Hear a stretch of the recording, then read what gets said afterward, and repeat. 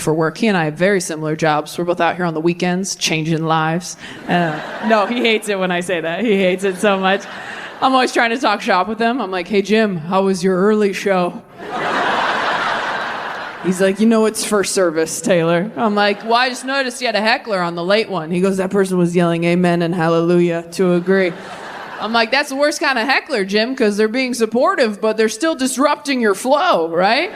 I go, I donate 10% of what I make, too. He's like, to who? I'm like, my agent, but it's still a tithe. I'm like, I'm kidding, Jim. I know we don't do the same thing. But think about this. I make them feel guilty Saturday night. You save their ass Sunday morning. I set them up. You spike the ball. You're welcome. I helped.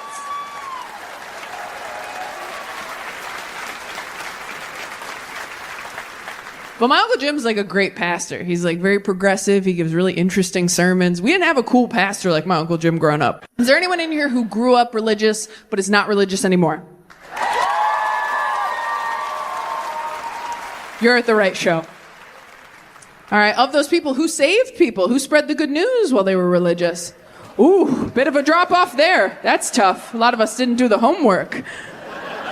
You saved people while you're religious, but you're not religious anymore? Okay. Do you ever feel, serious question, do you ever feel like maybe you should call those people? Just a courtesy call of hey, remember what I told you about forever? I don't know. What if those people get up to heaven and they're like, look, your sponsor's not in there, so we didn't know you were coming. I don't know. Are you sure? Maybe they Holy Ghosted you. We're sorry. For real, though, you got to go to hell. We're sorry about that. I never saved anybody at all. I was talking to someone who grew up Mormon. I was like, well, you guys were really saving people. And he was like, oh, yeah, baptism for the dead. You guys know what that is? I didn't know. Apparently, in Mormonism, sometimes they will save people after they've died, which really takes the pressure off of saving live people, doesn't it? When you can just go, hey, do you believe in God? And they're like, no. And you're like, that's okay. We'll wait.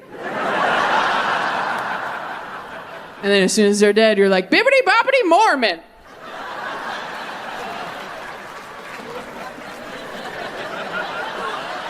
This is how you get a soul to heaven, right? Like you're trying to get poop smell out of your hinge date's bathroom. If you're not laughing, you're married, and fuck you, this joke's not for you.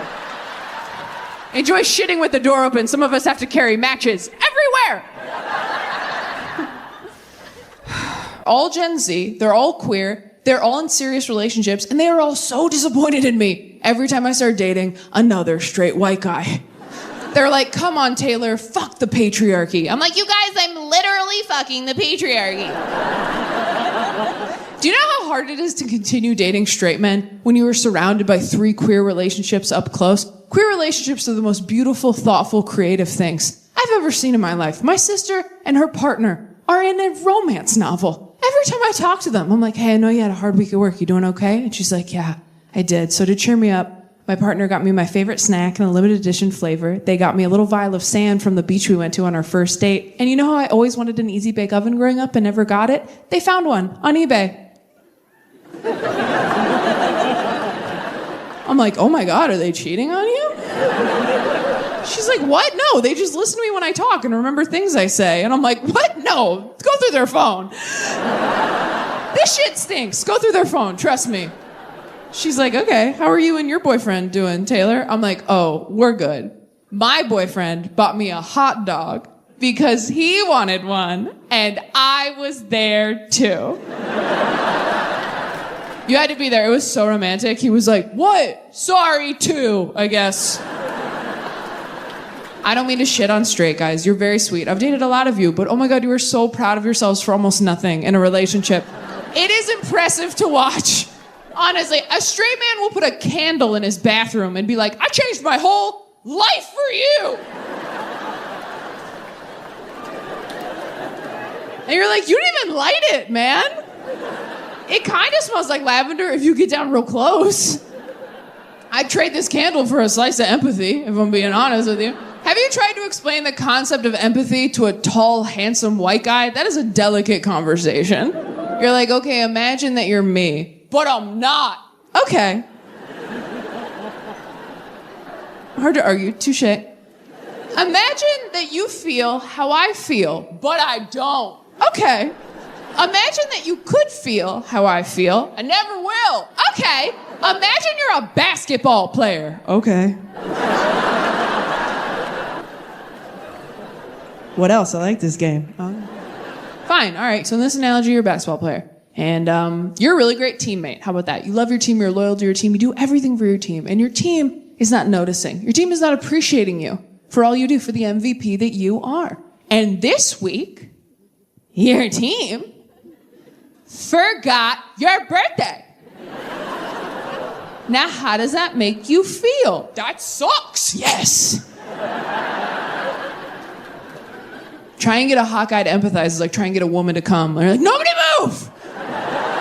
We're so close. It's a car alarm. It's a car alarm. Stay focused, please. Work so hard. So anyway, I've been trying to figure out if I'm bisexual or if I think we need more gay prudes to stand up and go, I too am bisexual. I'm attracted to all of you, and I trust no one.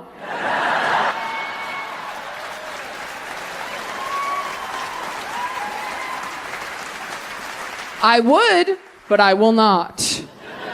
It's also scary to say you're bisexual for the same reason it's scary to say you're suicidal. There's always going to be people who are like, if you don't go all the way, you just want attention.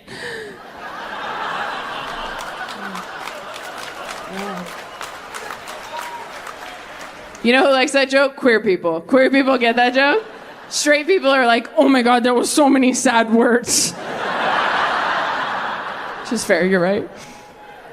No offense, straight guys. I have to say, I am so glad that straight men are not my only option anymore. That was bleak. That was tough. And it's not because you're bad people. You're just so hard to communicate with. I mean, and I tried. I've been to couples therapy with a lot of dudes. Never been married. That's embarrassing.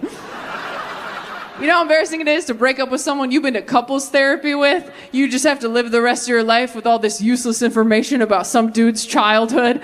You're like, cool, guess I'll just go the rest of my days knowing what triggers Michael. That sucks.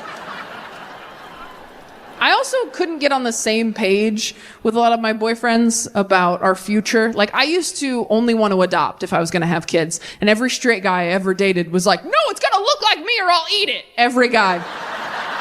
Which, hey, I've never been a father. Maybe that's true, right?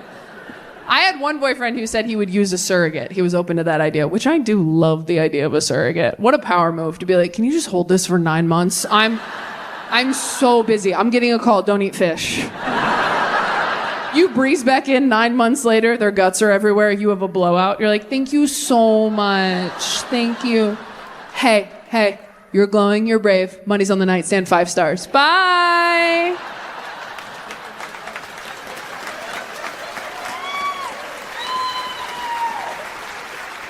You're like, that was a lot. I'm going to do no contact delivery next time, I think. Yeah, no, you're at the right place. Just leave it on the porch, take a picture, I'll come get it when you're gone. No, you're at the right house. Look, if I was an extrovert, I would have had it myself. So. It's really good. That was not the feedback I kept getting from romantic partners, by the way.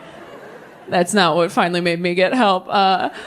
Every guy I've ever dated has told me I have trust issues, which is something liars say when you're onto them.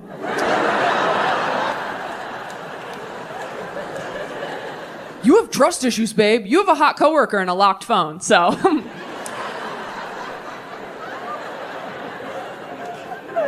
I have trust issues, but I earned them, okay? I absolutely earned them. Like, I got cheated on in college. My college boyfriend was sleeping with sex workers behind my back, or prostitutes if you're old and don't know that word's not okay to use anymore.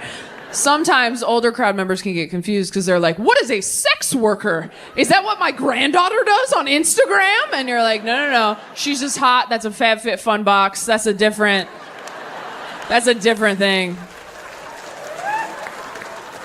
Your granddaughter that's not a job. That's not real.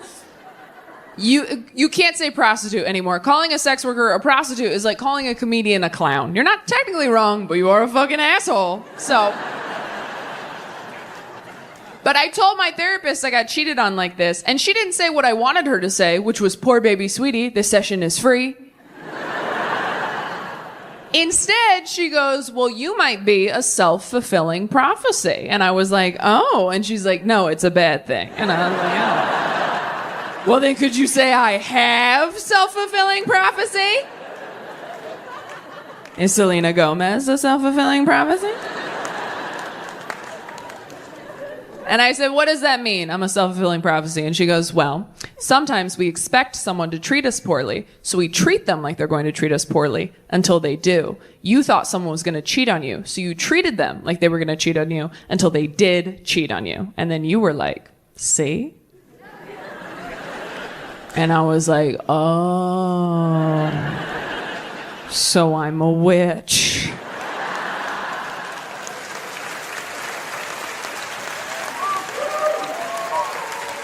And she's like, ooh, so close, you're a bitch. You gotta get that me. I'm like, whatever, all I heard was Gryffindor.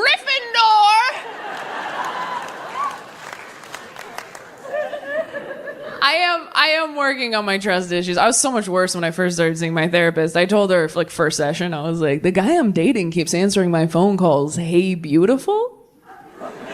And she's like, so what's the problem? I was like, I mean, I don't know yet. But when I find out who beautiful is, she's like, do you think it might be you? I was like, I'm sorry, I thought we were here to work. I think I'm cute or whatever now, but I was an ugly kid with honest parents, and that shit stays in your bones, all right? If you were an ugly kid with honest parents, I don't care how attractive you grow up to be. At any point, if someone's like, you look really nice today, you're like, yeah, whatever, I know the goddamn truth. When I was 10, I said, Dad, am I pretty? And his response was, look. I'm not the best looking guy, right? No, but I wake up every morning and I try. I take a shower, I put on a nice suit, and I do okay. And then he went to work. And I became a comedian, I guess. That was his response to his 10-year-old daughter. Just like, you and me, potato face, these are the cards we were dealt. Get clean and match. That's all you can do. Don't sleep on wet hair. Can't do that. Maybe wear a hat sometimes. Cover up some of that head. I'm sorry, there's so much of it. I think I'm pretty. I have a big head. I know I do, because every guy I've ever dated has made a point to be like, I love your big head. That's my favorite thing guys do when they compliment the thing you hate most about yourself. They're like, I love your soft arms. You're like, okay. Yeah? I love your weird balls. How does it feel? How does it feel to be accepted? I'm a nightmare to date. Anything nice you do or say, I'm just like, whatever. I dated a guy once who told me that flirting with me was like punching water.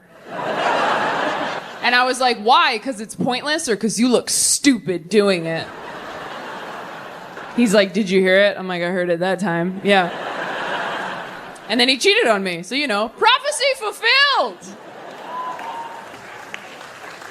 I can't help it. At the beginning of a relationship with a guy, I just assume anything nice he does is a move he pulls on everybody. And I'm not gonna fall for your choreography, sir. I'm like, oh, is this your move? You open the car door for me on the date? This is like your move. This is how you do it. It's cute. Bet that works a lot. Oh, is this your move? You go with me to my grandpa's funeral, hold an umbrella over my head in the rain? This is like your move. This is how you do it. Like, oops, don't get wet. Oops, I am. Whatever.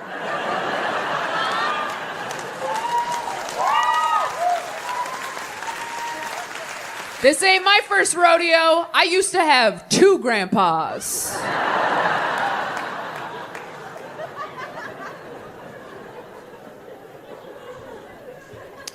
Oh, is this your move? You die next to me in a hospital bed at 86 years old, holding my hand for all eternity?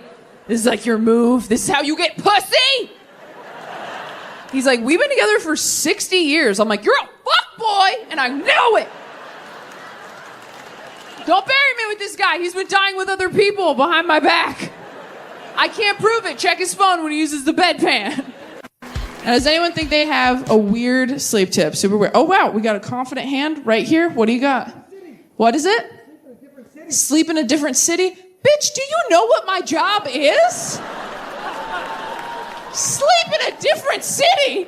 Know your audience. All right, what else we got? That was not a strong start. Anybody else have anything? It's okay if nobody does. Oh, we do right here. Yeah, one thing I found is get a very firm, advanced back support mattress. Get a very firm mattress. Okay, do we need to hear the instructions again?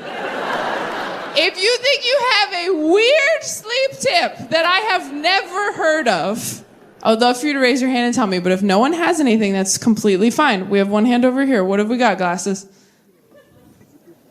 Cat plus Xanax. Cat and Xanax. If you think that I don't have Xanax, this is your first show with me. Okay, all right. Well, if nobody else thinks, look, it's fine. We're okay. Well, what about here, right here? What is it? Rhythmic breathing. Okay, you guys, I'm gonna be honest. Y'all shat the bed on this one. These were some basic answers, and that's okay. What? Did someone say read a book? I'm gonna fuck you up after this show. Meet me in the parking lot. Read a book. Oh my God. Okay, right here. Wow, it's crazy that people are getting more confident as they hear other people's terrible answers. They're like, I can beat firm mattress, surely. What have you got second row? What's on your back? Vicks on your back. These are not good, you guys. Thank you for playing. All right, what is the last one? Stretch for 5 minutes! I'm never coming back to this city again. But if any of the relationships that I had in my 20s had worked out, I would not have my dream job. I would not have the career I've always wanted.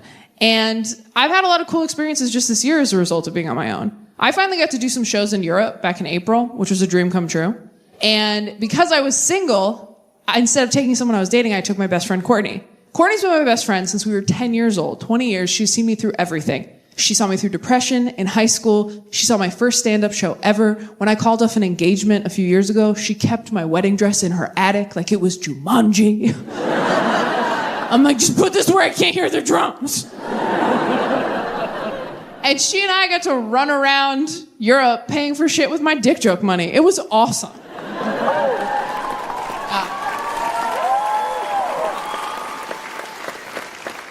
And it was really special to have her on that trip with me because exactly a year before that, last April, I was alone in a green room in Colorado, pre-show, post some breakup.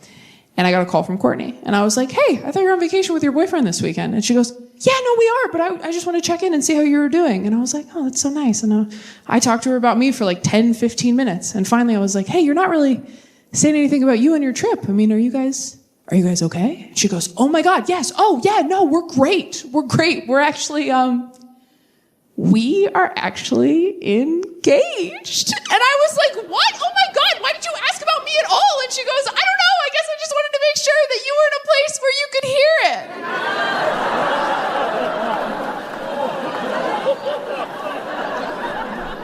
It was so sweet and so hurtful. I have never felt so seen and so insulted in my whole life. Her fiance was there the whole time. Oh, she's like, and then what else? She sounds stable. She sounds like she can handle it.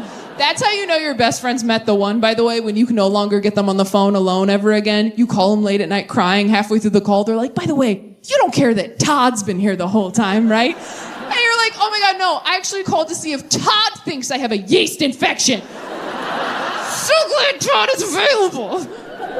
And don't get me wrong, I love my best friend's fiance. I think he's an amazing guy. If he died, would a little part of me be like, sleep over? Of course. But I really was so touched that she was thinking about me and my mental health during her engagement that I went out on stage that night and I said, before we start the show, can you guys do me a huge favor? Can we make a video for my best friend who just got engaged? And the crowd's like, yeah. So I got my phone, I put it on selfie mode, and I went 1, 2, 3. Congratulations, Courtney! Me and 2,000 people yelling it for her. And I got off stage that night, and I texted her the video to say, hey, I love you. I'm so happy for you. And look at all these people who paid to see me. I'm doing just fine. I have one of Hugh Jackman's gloves. Thank you so much, DC. You were absolutely amazing. But this last breakup was different for me because this was the first breakup I had gone through since I got on Netflix. And before I was on Netflix, every time I went through a breakup, my friends were very supportive. Like, we're so sorry, we're here for you, it'll get better. Then I got on Netflix and I went through a breakup, and all my friends were like, well... I mean, you have your dream job. So, yeah, all my friends looked at my sad face and went, you can't have it all, bitch. All of them. And I was so offended. And then I thought about it for a minute, and I was like, you know what? I don't want anybody to have it all either. None of us do. It's why they keep putting out Marilyn Monroe documentaries where they're like, she's actually pretty sad. And we're like, yeah, she fucking was. Anybody to have it all. If someone has their soulmate, you don't want them to have their dream job too. If someone has their dream job, they don't get to be in love on top of that. If someone has their dream job and their soulmate, bare minimum their parents better be divorced. I'd prefer they were an orphan.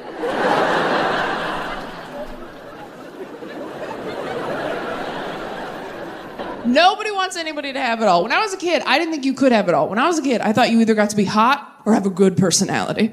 I thought that's how people were divided. I thought life was fair. And that got me through a lot of ugly years as a child where I'm like, it's okay that I'm not more symmetrical because I have this great, awesome personality that will surely reveal itself any day now. It's coming with my period and my Hogwarts letter. I can feel it. And that got me all the way to 6th grade when I met my friend Krista, and she was pretty and funny and smart and nice. And that's when I stopped believing in God. But so many of my friends said a version of this to me after my last breakup that I actually started to feel really guilty. Because you know what, DC? This is my dream job. I can't believe I'm filming my 3rd Netflix special tonight. I cannot. I have been so insanely lucky in my career. And the more I thought about that, the more I was like, yeah, Taylor, nobody has every single thing going for them as a person. You have been so blessed. Be grateful for what you have. Focus on that. Nobody gets to have it all. And then I saw Hugh Jackman in person. And I was like, oh, I guess you can't have it all, but there's none left because God gave it all to Hugh. Hugh Jackman is a perfect specimen of a human man. Seeing him in person was a religious experience. It changed me. It was like seeing the Grand Canyon. I think everyone should do it at least once before they die. He is a wonder of the world, that man. It was like seeing Niagara Falls. You can bring the whole family, you get a little wet, but it's fun. It was.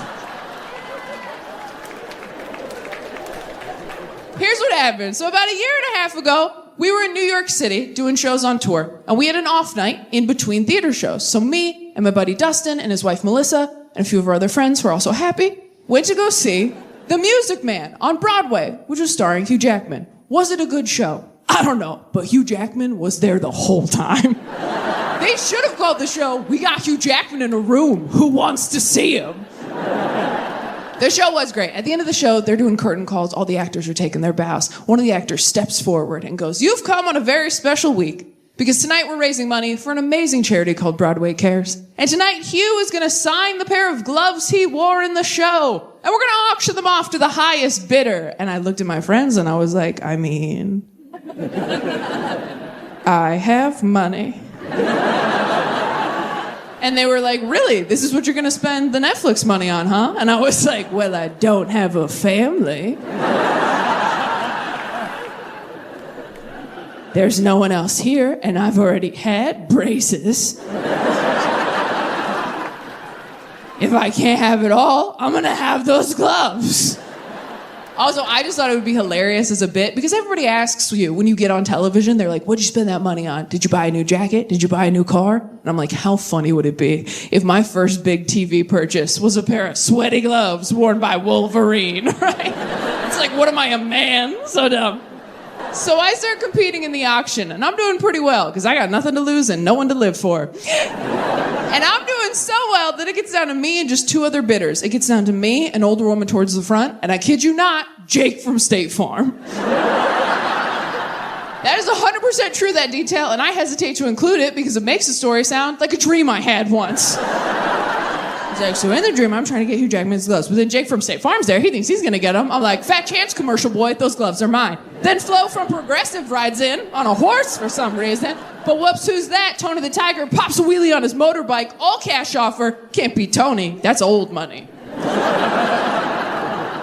So it is now down to me, this woman, and Jake. I think what happened next was, I think Jake could tell that me and this woman needed the win more than he did. So, like a good neighbor, State Farm backs out.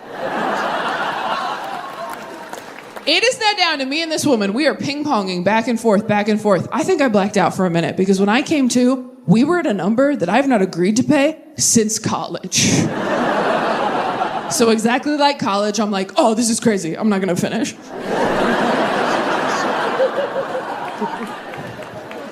As they're about to say, once, twice, sold, the woman in the front, Hugh Jackman, steps forward, stops the auctioneer, and goes, before we end the auction, I just have to say, I am so moved by the generosity of tonight's audience.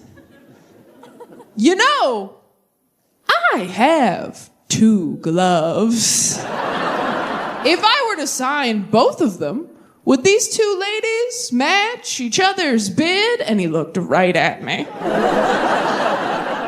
Now, I've never paid for sex.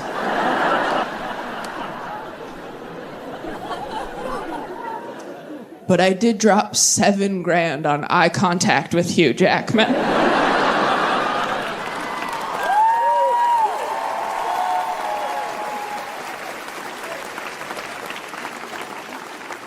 Thank you for clapping. That joke was expensive. They're like, don't worry, it's a tax write-off. I'm like, don't worry, I will make sure that it is. I wish I could tell you that the whole time I was like, it's for charity, but the truth is I completely forgot till the end. And even then I was like barely listening. I was too busy talking to the glove like, Hugh's fingers were inside you, what was that like?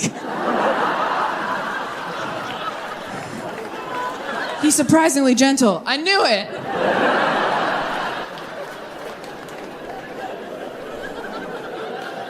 I love telling that story because I can always tell who grew up in church based on who starts laughing at, you know I have too. You're like, oh, I read the Bible. I know when they're about to cut a baby in half. My biggest issue with church wasn't that they wanted us to save people. It's that they wouldn't let you make a good point, right? Anytime you were growing up in church, you were like, well, you have to admit, it was pretty messed up when God did this in the Bible. They'd be like, well, that was the Old Testament, you know? That was before God stopped drinking. Like, that was a different guy. Yeah, he's kind of a fuckboy back there, and then he had a kid, and he's like, I'm different now, you know? He's like, I was in a fraternity. Of course I was drowning people. Like, people change. Anytime you had an unanswerable question at church, they always said the same thing. They'd go, that's a great question, and we can ask God that when we get to heaven. Which, like, if you were God, how pissed would you be that they were sending people up to heaven like that with a bunch of questions for you? You're God. You made everything and everyone. You probably just want to do the ta-da heaven part. And now every time someone dies, you have to do a press conference? Every time someone dies, you're like, hey, welcome to heaven. They're like, okay, but first, God, when a kid dies, right, and they didn't say the prayer and they didn't get saved, that's an automatic heaven, right, God? You wouldn't send a kid to hell, right, God? Right, God? Right, God? Right, God? And God's like, fucking really?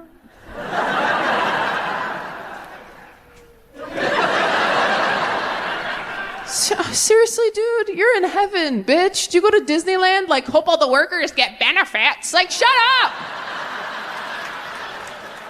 You are a killjoy. Yes, the kids are in heaven. We muted the kids so we could all enjoy heaven, but yes. That's a dark one. I know, that's a dark one. I have a dark sense of humor, partially because I grew up in church. Church is a dark place. Every Sunday, you go to a big room where the underlying message is, won't it be great when we all get to be dead with Daddy? That's church. Can't wait to be dead with Dada. That's church. But I can't blame church entirely. When I say that I came out in the last couple of years, I just mean publicly, right? Like, I came out to friends earlier than that, but I don't think I did it right. I think I was too casual about it. I think I was supposed to do like an episode of Glee. And I just sort of mentioned it, like, oh, by the way, I think I'm going to date women now, too. And they were like, okay. Like I said I was vegan or something. Like, okay, we'll see how long that lasts. You need iron, bitch. Like, they were not... They really accepted it once I had my first girlfriend. I started dating this girl who was so hot. I was like, oh my God, am I Pete Davidson?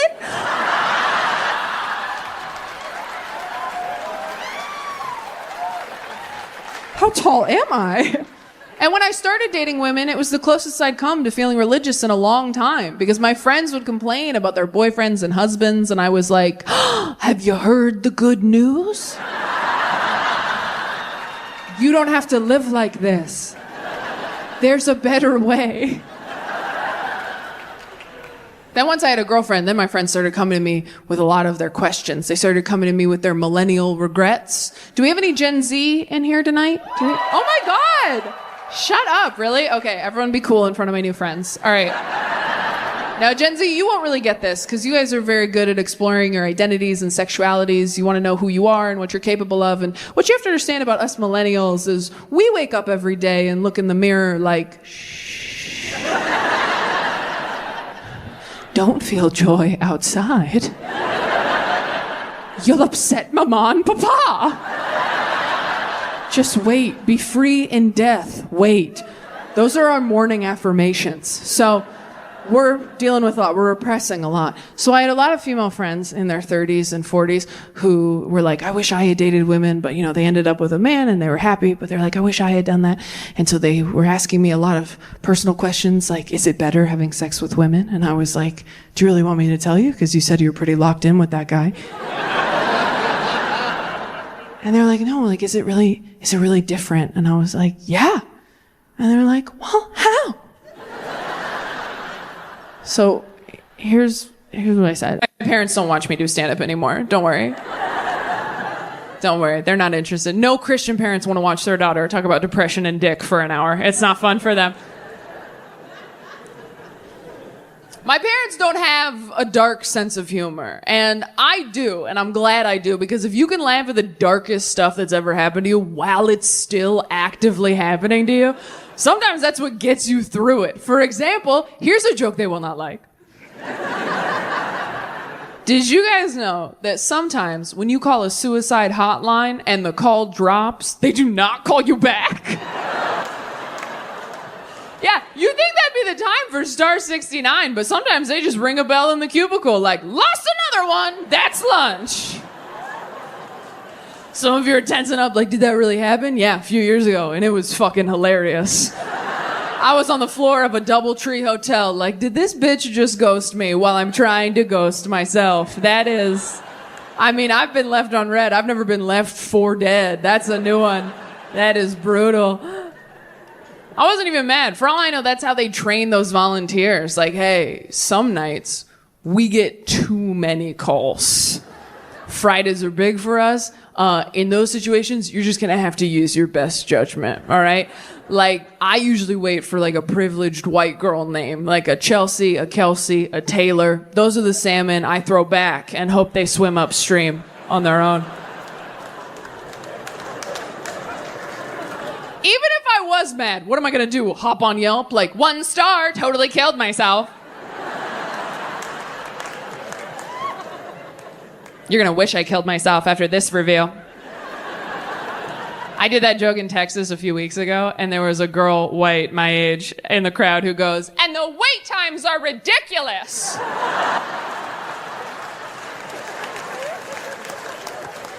And she's right, okay? I think if you were a frequent caller, there should be some sort of rewards program. Like when you show loyalty to an airline. Like, you should be able to do that with suicide hotlines where you call in and they're like, please enter your rewards number. Boop, boop, boop, boop. Welcome back. Taylor.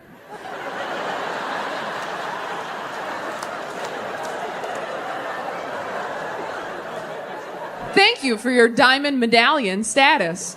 You are now 3rd in line. Would you like to use an upgrade and kick someone else out?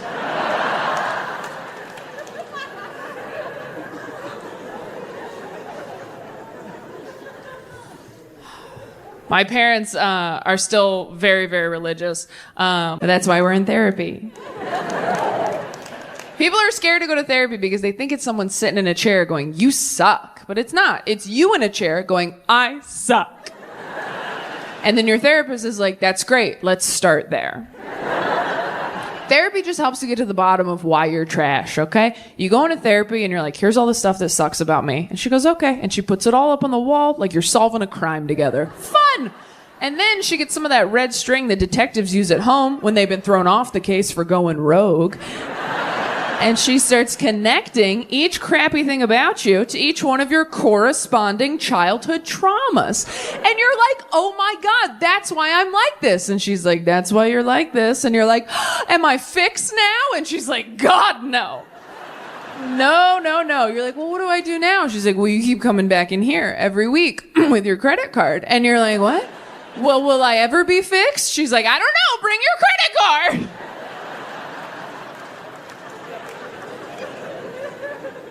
I've got to the bottom of a lot of stuff in therapy. I'm an emotional eater. I don't know if anybody else identifies with that. Cool, 7 people. Everyone else is like, no, we just eat till we're almost full, and then we thank God for the opportunity, okay? Food is just fuel for me. If you're one of those, fuck right off, for real. I'll refund your money. I don't need your support. I'm doing fine. If you don't know what an emotional eater is, it just means you like eat to cope with uncomfortable feelings. So if I'm like sad or anxious or awake, I'd like to be eating to take the edge off. If you still don't know if that's you, you can ask yourself a few questions to find out. Number 1, when you eat nachos in public, do you get kind of mad that other people are there to see it? Do you feel like nachos should come with a privacy curtain? I do. Have all the best meals of your life taken place in your own car around 11 p.m. under a flickering street lamp? Have you ever eaten a brownie while you felt okay and wished you were sad so that it tasted better? Sounds like more than 7 of us. I actually did get into a new relationship pretty quickly after I called off my engagement. I wasn't trying to. I really wasn't. A lot of my friends were like, you should stay single for a while. You should maybe get a cat. And I was like, hard pass. I have never left an interaction with a cat feeling better about who I was. Every cat reacts to people the way I react to seeing girls I went to middle school with in a Target. Just like, oh no! Like that's every cat. I don't want to come home to that energy. But I wasn't looking for a relationship. I was trying to have like a fun, sexy fling, which doesn't usually go great for me because I have this round, wholesome face that people think they should build a life with. Every time I'm like, we could bone or whatever, guys are like, no, I'm all right. But you could meet my mom. Do you want to do that? You seem like you'd be better at meeting my mom than having sex. And they are not wrong, all right? I will meet your mom all night long. Moms like me so much for no reason. I was dating a guy years ago. We were totally on the rocks having problems. And I went to lunch with his mom hoping to get some advice. And halfway through lunch, she puts her hand on my hand and goes, you know, Taylor, my son's a lot like his father. And if I could go back in time, I don't know that I'd marry his father again.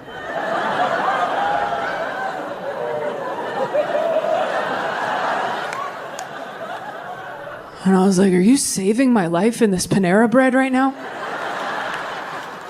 It was like a movie when an older character sacrifices themselves for the good of the journey. Like, she Gandalf'd me. She's like, fly, you fool!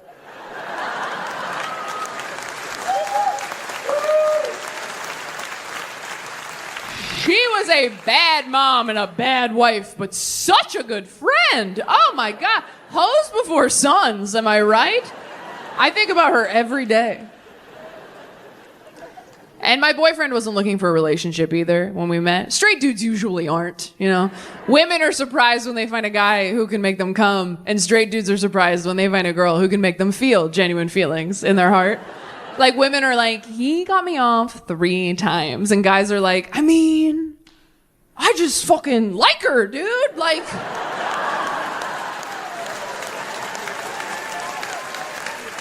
Like, we talked all day. I didn't want to hit her. It was nuts.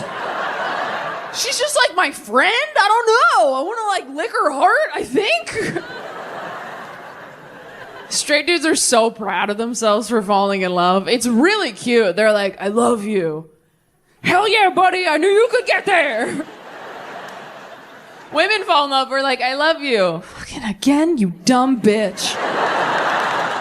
You were supposed to love you first. You keep skipping that part. It is eat, pray, then love. Oh, God, it's okay. We'll try again in a year and a half.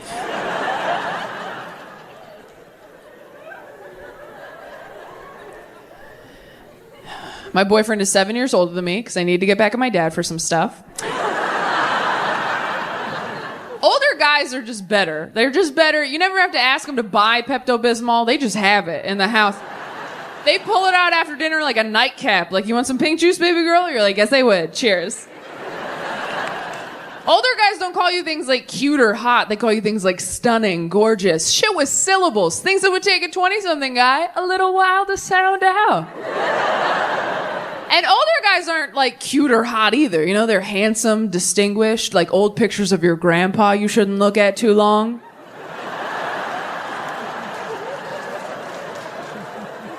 You ever find one of those in an old dusty box? You're like, who is that? Oh, that's wrong. Okay.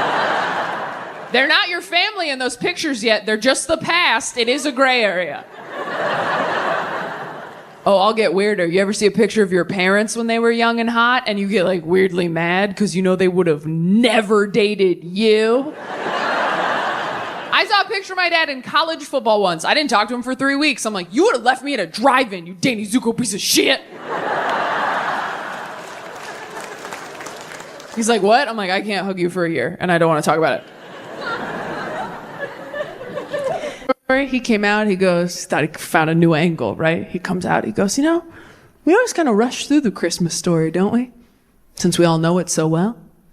But if you ever really stop to think about what this must have been like for Mary, and all the women were like, oh, and all the men were like, no. Which one's Mary again? Oh, are you talking about the vessel? You talking about the hole we put the Lord in? You talking about the Jesus jar? You talking about the Christ cubby? You talking about the Savior sack? You talking about the prophet pocket? We could keep going, but we have to move on. But that's a fun game to play to come down from the cousin fight, if you want. That Mary POV sermon went over so well for him that he came out the next year all excited. Like last year we talked about what it must have been like for Mary to find out she was pregnant with Jesus. But have you ever stopped to think about what this must have been like for Joseph? And all the men were like, finally! Representation! I also think whores are lying to me! Joseph was Mary's betrothed at the time. Again, I don't assume everybody knows all the Bible stories. You grew up in church, you're like, everybody's learning these. Nope, some kids were having childhoods on their bikes. Yeah. Is there anyone in here who never went to church, has never believed in God, never been religious at all? Wow, all in the back. That checks out. That checks out. Well, you sound very at peace. You sound so relaxed, but how do you know right from wrong? How do you not kill people? Some Christians talk like that. My dad growing up was like, you know, if I weren't a Christian, I'd be in jail. And I'm like, whoa, I'm 6. Let's do Goodnight Moon tomorrow instead of Dad's Dark Thoughts. Some Christians walk around like, yeah, if Sky Dad didn't have me on house arrest, there'd be some mud on my boots. And you're like, cool, let's only hang out in groups. But if you didn't grow up in church, you might not know a lot of Bible stories. You might not know any Bible stories. I won't put you on the spot, don't worry. I used to learn my lesson. One time I asked someone and they panicked and went, VeggieTales! I like that you can inconvenience your family after you're gone. That's fun for me. Because who's going to say no to taking your ashes home, first off? Like, oh, I couldn't possibly. There's no room at my house. We're full up on haunted cups. Like, nice try. Take me home. I'm so small, right? And then if you want your family to spread you somewhere, depending on how you feel about your family, that's where you send them, right? So if you love your family, you're like, I'd like you to spread me in Hawaii over 7 days of PTO. That's what I'd like. Love you guys, miss you. And then if you don't like your family, you can be like, have you been to Toledo?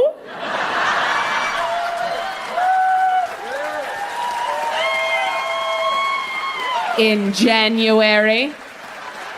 Actually, no, I want you to do it right between Christmas and New Year's. My mom was cremated, and after my mom died, my dad got remarried. And when my dad got remarried, he gave my mom's ashes to my grandma because return to sender, I guess. You're right, I am so sorry. Return to manufacturer, that's what it is. And his reasoning was, he was like, look, I'm getting remarried and I can't take these into another woman's home. And as his daughter, I was like, yes, you can. But as an adult woman now, I'm like, oh, no, you can't. I've dated straight men. I don't like it when they follow their exes on Instagram. You're telling me if he brought a little baggie of her bones inside and was like, this lives under the TV forever, I'd be like, cool, love that there. No, I'd be passive aggressive at best. I would probably flush a teaspoon of her every day. Just...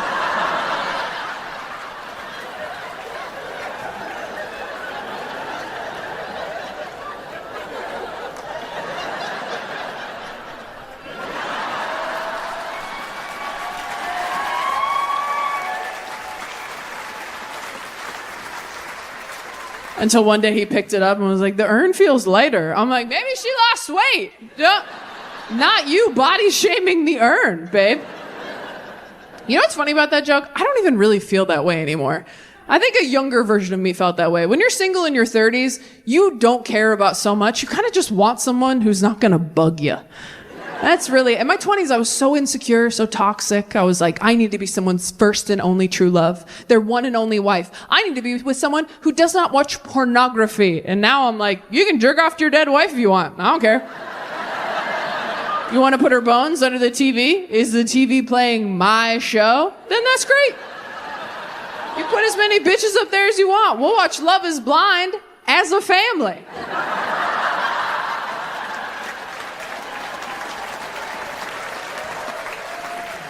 I told my buddy Dustin that, and he goes, what if you married a guy who was still in love with his dead wife? And I was like, she's not coming back. That's his thing to deal with. You know, lock yourself in the bathroom, smell her shirts, cry it out. But we're going to Chili's at 5. And the coupon's for 2, not 3. So get it all out of your system, babe. Hell, jerk off into the urn if you want. Hey, when life gives you lemons, make cement or whatever. It's romantic. She can swallow one last time.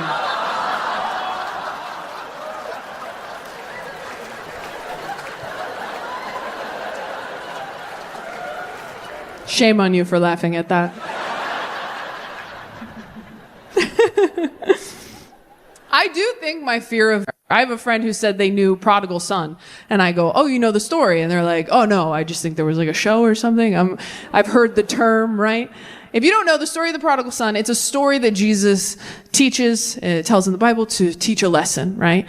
So in the story, there's a rich dad, and he's got 2 sons. And the older son does everything right, because he's the oldest. And the younger son is like, I want my money now. And the dad's like, okay, that's not how inheritance works. I'm fully alive, but here you go. So he gives the younger son his money. Then this piece of shit fucks right off. Did I mention I'm the oldest of 4? This piece of shit fucks right off. And how do they put it? Squanders his wealth on wild living, which is Bible for blows it all on Bitcoin and lap dances. He then has the audacity to come back years later, like, sorry, Dad. I lost all your money. I suck. Can I come back? And the older son was probably like, yeah, finally, finish him. And the dad goes, my baby's home. Oh my God, let's throw him a big party. I know all the oldest kids in here. We all have diarrhea right now. I know every oldest kid in here. Your asshole went all the way inside your body. You're so upset. Just remember, these are people from the Bible. They can't hurt you. They've been dead a long time, okay? We're almost done. So the older son is obviously pissed. He's like, Dad, what? I've done everything right my whole life, and you've never even thrown me a small party. Look it up. He says that. And the dad is like, yeah, you're great. Love you. But your brother, He was lost, and now he's found. So we celebrate. And if you ask a pastor what that story is about, they will tell you that it's about how you can go off and live in sin and lose your way spiritually, but you can always return to the Lord and he'll forgive you. And if you ask me what that story is about, I will tell you that it is about how Jesus was an only child.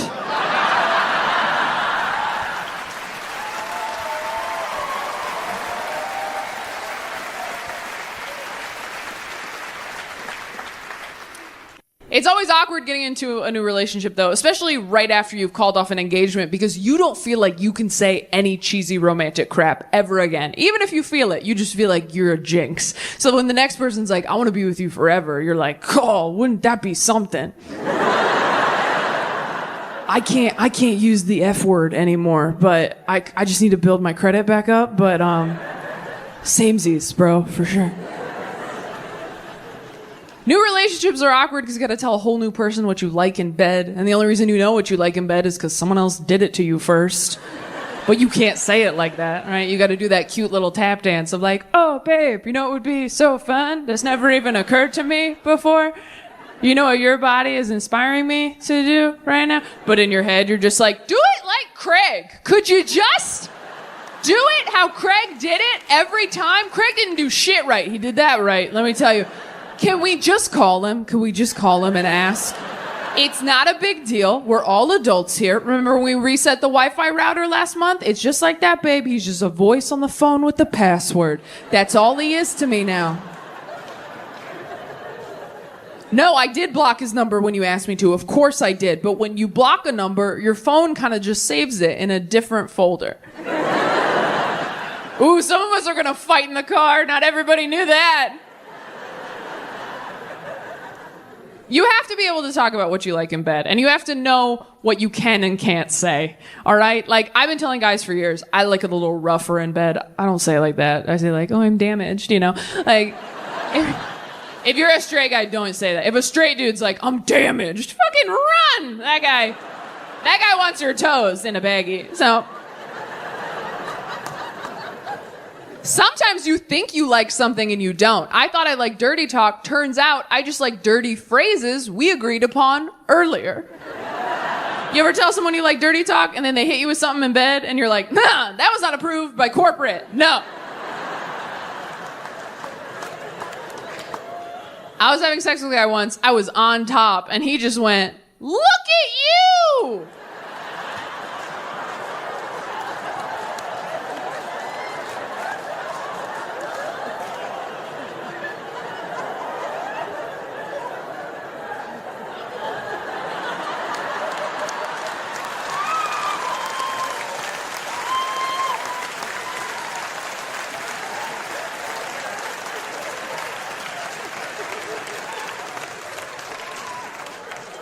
Like I was taking my first steps. I'm like, you better get the camcorder, daddy, because I am never getting up here again. Death has propelled me professionally. It's made me sort of a workaholic, probably. I was doing 2 full-time jobs for the last couple of years. I was touring, doing stand-up on the weekends, and then I was hosting a late-night show called After Midnight during the week. Oh, thank you. Thank you, that's very nice. Great experience, learned so much, worked with great people. I had an assistant on set, which I initially did not want. It is a slippery slope having someone whose whole job is to fetch you snacks, okay? Because day one, you're like, could I borrow a phone charger? Next thing you know, you're like, could I just grab a LaCroix? Before you know it, you're like, could you just hold both my hands until I fall asleep? My assistant's name was Molly. Molly was incredible. Molly was so good at her job, I'm definitely gonna die alone now because the standard of care in relationships is now Molly. All right? Here's how good Molly was at her job. My first day on the Paramount lot, I drive into the lot, I park in a reserved parking spot for me, and there's a big bush that's sort of growing in to the driver's side door, right? Nothing crazy, just enough to make it kind of hard to like, shimmy out, right? There's a few bees buzzing around, so I kind of did one of those before I was like, hey, nice to meet you, Molly. That's all that happened. I didn't complain about the bush. I didn't report the bush to anyone. Molly just witnessed the bush touch me a little. I drive onto the lot the next day, park in my spot, and the bush was gone. And I went, Molly, did you have them cut down? this bush? And she goes, yep, and I had them spray for bees.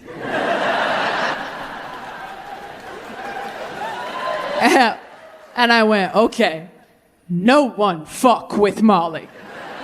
She had that bush whacked, literally. I couldn't talk casual shit around her. I didn't know what she would do. I couldn't come in on a Tuesday like Dave's kind of bugging me today, because I'd come in Wednesday like, hey, where's Dave? He's with the bees, Taylor.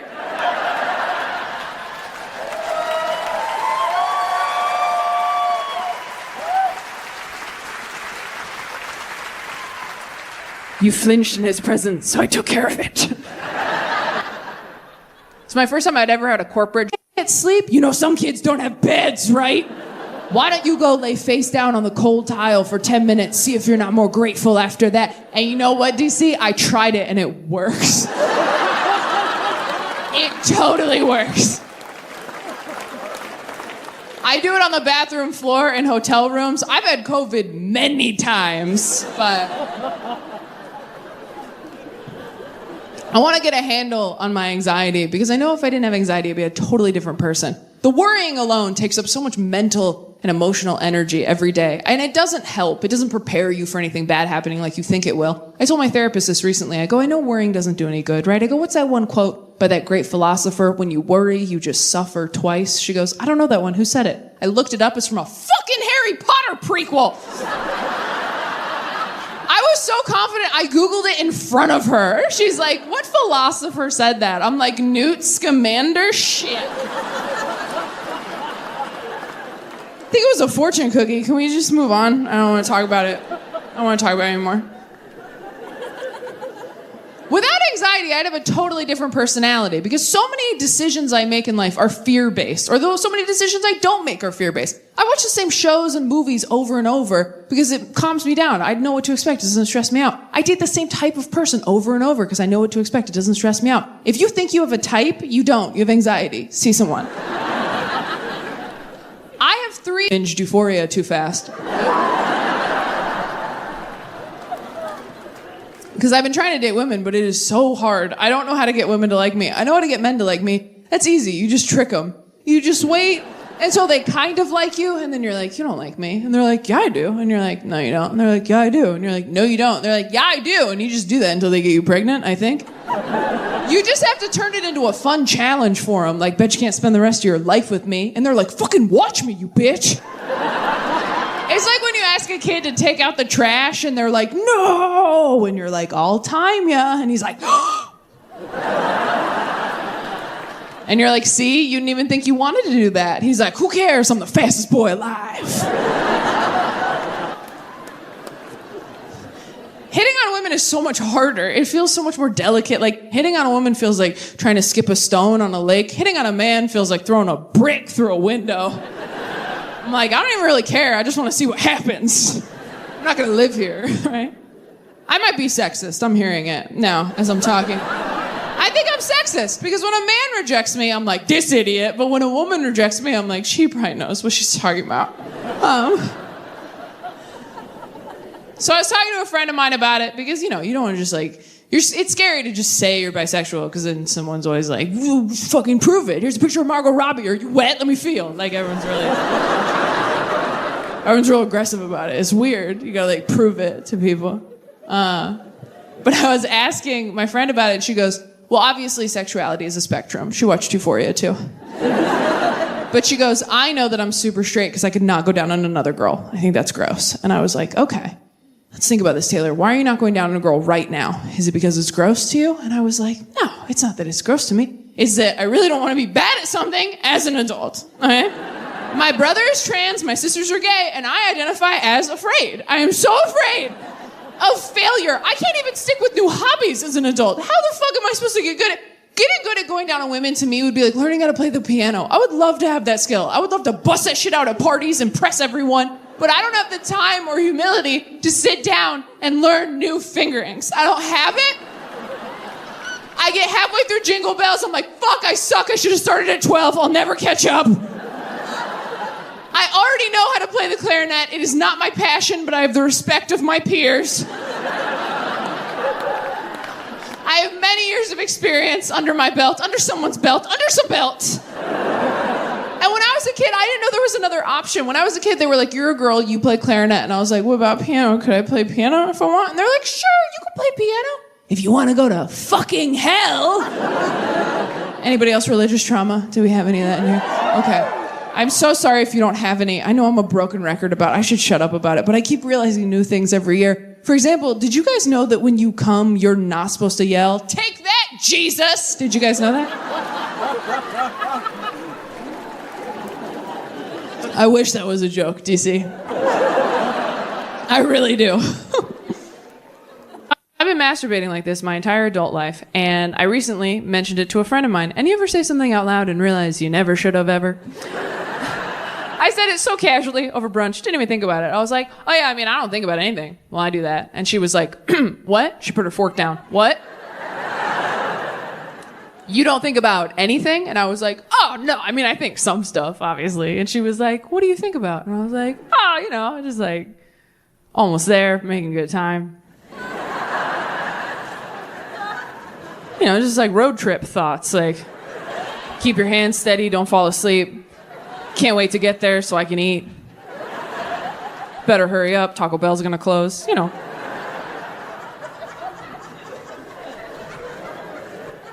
And she was like, that is so weird, Taylor. Why don't you just watch porn like a normal person? And I was like, ugh, I don't like porn. Every time I try to watch porn, I'm just like, you gotta shave there too? I'm tired and I'm cold.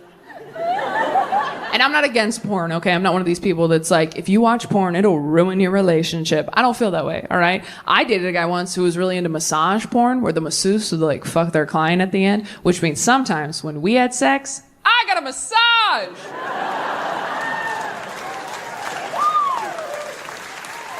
That's an example of porn working for you. But my friend was like horrified. She was like, Taylor, this like monk masturbation thing you do, it is so much creepier and weirder than any porn I've ever seen. And I've seen most of it. And she goes, there are so many different options porn-wise on the internet now. You just go home and Google porn for women, okay? Just do it, I promise. Porn for women. And so I went home and I Googled porn for women so I wouldn't be weird at brunch.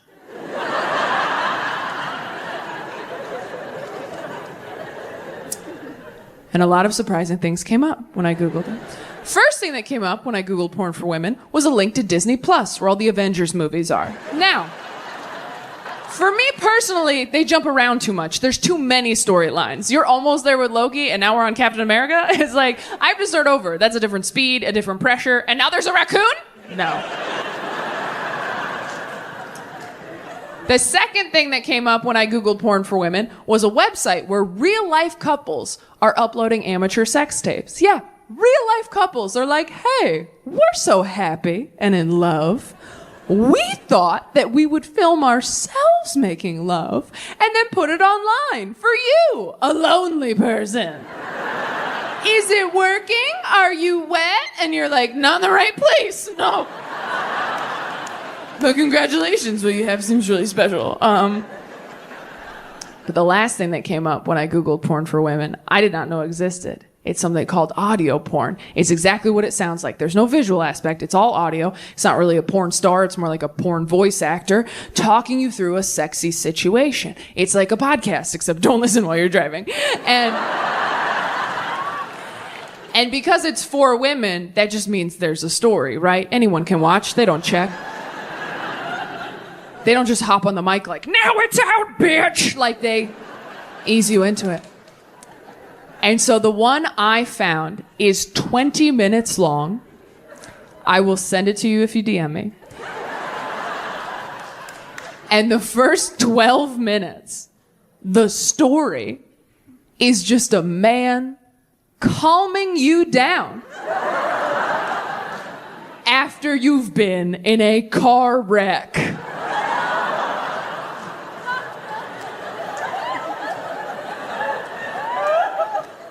That is the foreplay. And you guys, I came so hard. I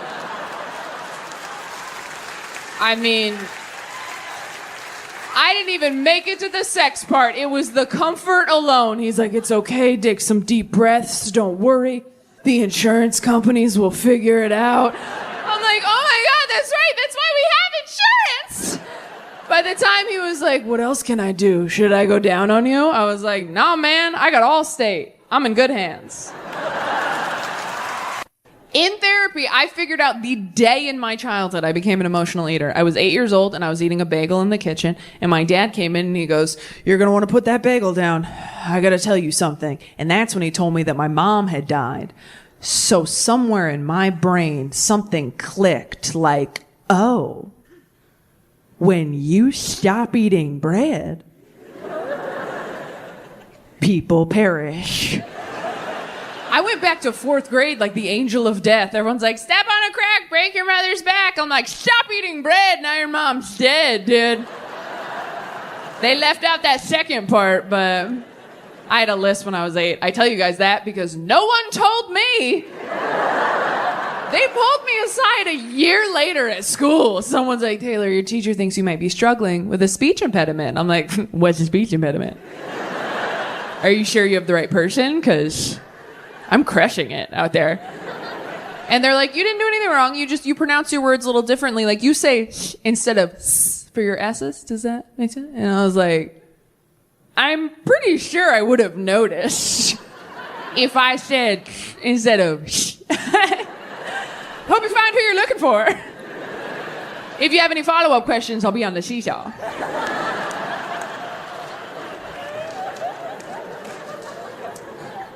I know dead mom jokes make people uncomfortable. I know that. And if you are uncomfortable, I don't know what to say. You should have worked harder, so it was you up here.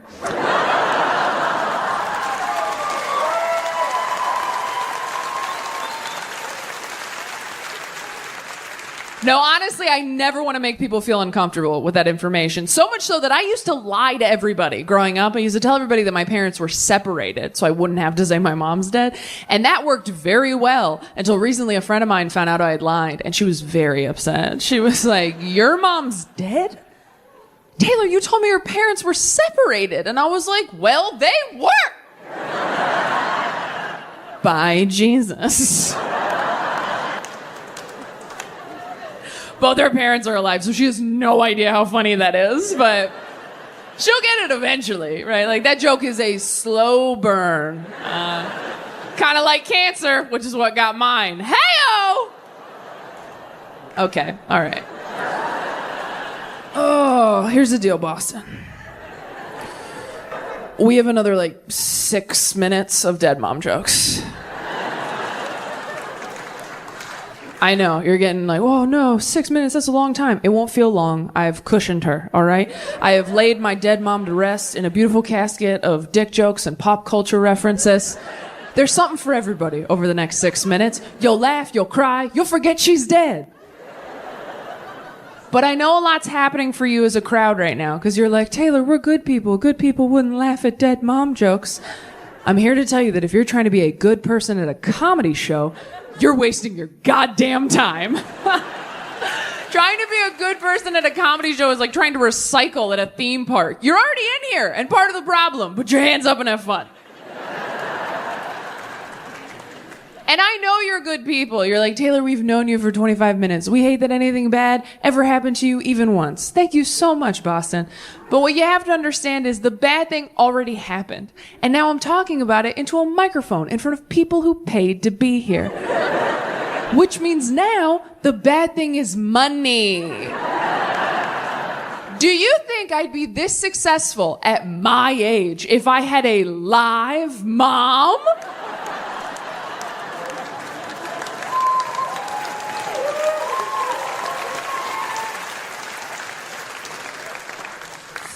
No. I'd be a creative writing teacher who loved myself, and I'd be sitting in the dark with you peasants, okay? She's in heaven. I'm on Netflix. It all worked out.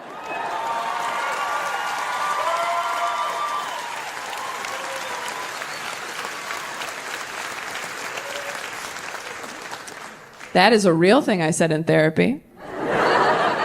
To which my therapist responded, you should come in twice this week.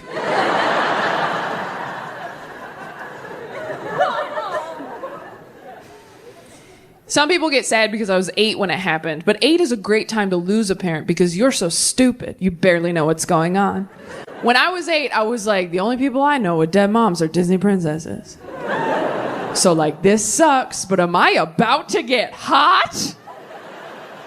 Then I hit puberty and I was like, oh no, I guess God just hates me right now. That's a bummer. That's a joke. God doesn't hate anybody, all right? Not anymore. But have you read the Old Testament? Holy shit. The Old Testament is my favorite Taylor Swift album. It is banger after banger. Just like, you don't believe in me? Snakes! Look what you made me do. I'm a 20-something white woman. Obviously, I'm going to compare T Swift to the Lord, all right? She is the only God I still believe in, all right?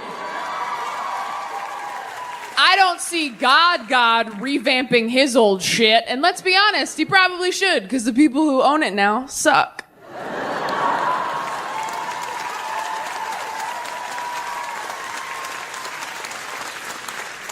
It does grow you up very quickly, losing a parent that young. I mean, I saw a dead body when I was 8, which means I saw a dead body years before I saw a dick. And that is not the order this shit should go in, according to the American Girl Body Book.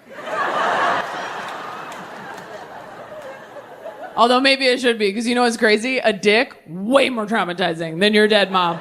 Oh my God, it's so much worse. I saw my mom, I was like, that lady used to make me snacks, now she's very still. I saw a dick for the first time, I was like, oh my God, who took Jabba the Hutt's eyes?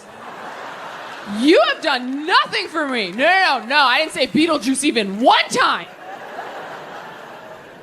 I haven't seen that many dicks, and I don't want to see any more. And it's nothing against men. I'm attracted to you for some reason. But I swear to God, every time you see a new dick, there's an adjustment period, isn't there? Just a real quick, like, and we're back in it. All right. I have stayed in relationships too long because I just wasn't ready to see a fresh one. I just couldn't wrap my head around it, literally or figuratively. I just didn't have it in me. Couldn't have it in me. And I don't care how many dicks you've seen. Every time you see a new dick, it feels like jumping into a cold pool. Just like, whoa, all right, let me just swim around, get used to this one. Okay, all right, this one's deeper than the last one, but that's okay. That's all right. This is why we take our arm floaties, you know, for moments like these. Okay. Just control your breathing. Hot girl summer, bitch. You can do it. I think of the genitalia options available, I think dicks seem friendlier, you know? They're up, they're happy to see you, they're wagging. I've never had sex. It's like a front tail, right? What? I'll Google it, it's fine. It's all speculation. I've never seen a vagina, not in my own, I'm a Christian. But from what I hear, it is very spooky down there. It's just a dark, spooky hole. Like, a hole? I'm sorry, what? Every time someone fingers me, I'm like, you are very trusting, sir. Because I don't even know where that goes. That might be where I keep the bipolar. That might be where it has been. Actually, if you see any, could you scrape it out? Could you? Just like a mental health pap smear? Can you just do? Don't do that. Like, you gotta hook your finger. Like when a baby's choking, are you familiar? If you do that, it'll push it in too far. It's too late. But if you hook your finger, you swipe it, that's how you get it out. I like doing that joke because it goes too far, but you do learn something that could save a life.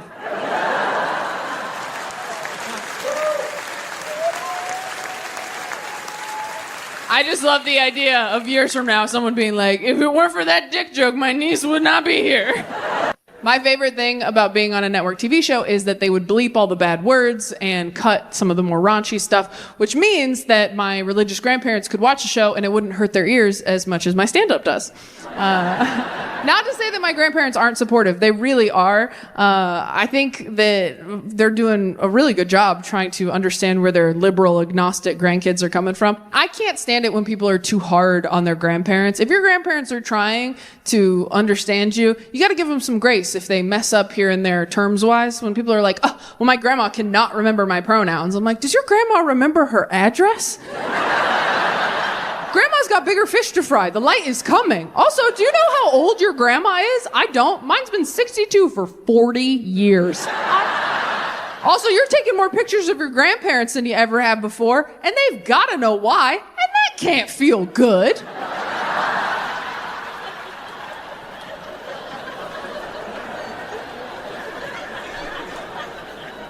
My grandparents are the best example I have in my life of Christianity done right. They're very loving, forgiving, non-judgmental people. But my siblings and I are all agnostic because we didn't grow up with that type of Christianity. We grew up in our scary Christian house. And when you grow up with something that hurts you as a kid, you don't really want it in your Barbie dream house as a grown-up, right?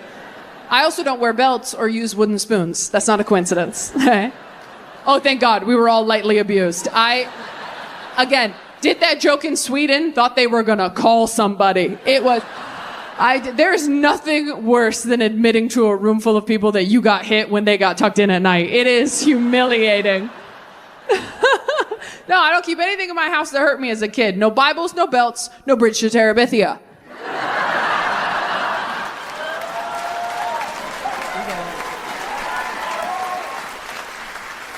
I'm hoping the author sees this and writes me a personalized apology. I do think that when you grow up in a scary religious environment, you spend a lot of your young adulthood untangling who you are from who they wanted you to be. Like, I just came out. I turned 30 2 weeks ago. And that means, thank you.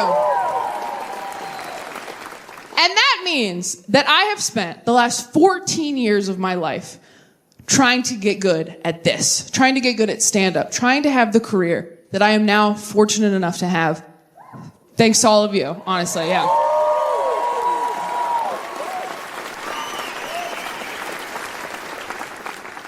And as grateful as I am, and as lucky as I am, it has really made me, this year especially, go, oh no, I don't know if I'm going to be good at this other stuff. I mean, I know I'm a good comedian. I don't know if I'm a good person. I don't know if I'm a good parent. I don't know if I'm a good partner. This hour of material that I'm doing right now, that's like, can I have it all? I don't even know. This is not a bit, DC. I am genuinely concerned. Because I know how hard it is to do this job and be in this business and have a family. I see how hard friends of mine work at it. I also see how little work people put into it. There are a lot of people in this business who are like, you can have kids and travel. They got FaceTime now, which feels like tying your dog up outside a coffee shop and going, I can see him through the window. He's okay.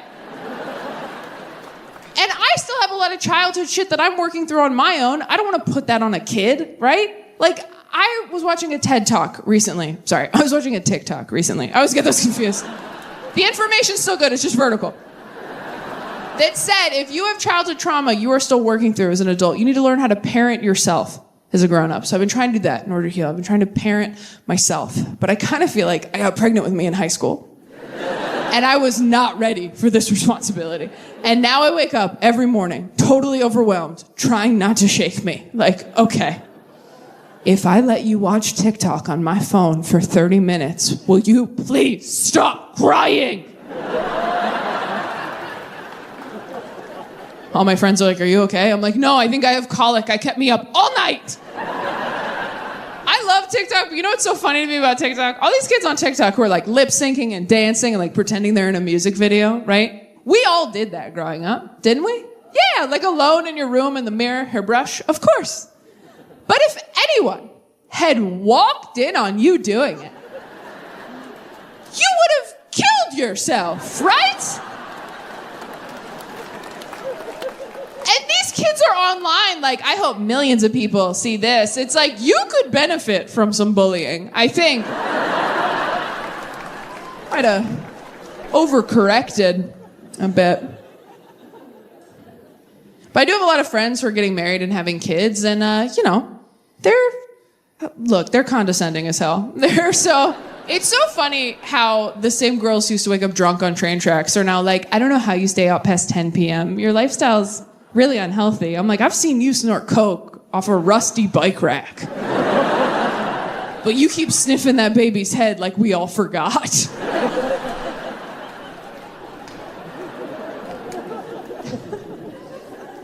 But my friends who have kids and are married, like, they complain about their jobs, and I do the same dismissive thing right back to them, where I'm like, well, yeah, but you're married, so you're fine. They're like, yeah, but I'm miserable 60 hours of the week. I'm like, yeah, but you have your dream dick, so you're fine. And it's not great. And I think part of it is that we're all turning 30. And 30 was this age in our heads where we're like, well, by 30, we'll have all our shit together, right? So that kept us going through our 20s. We're like, we're 25 and we're garbage, but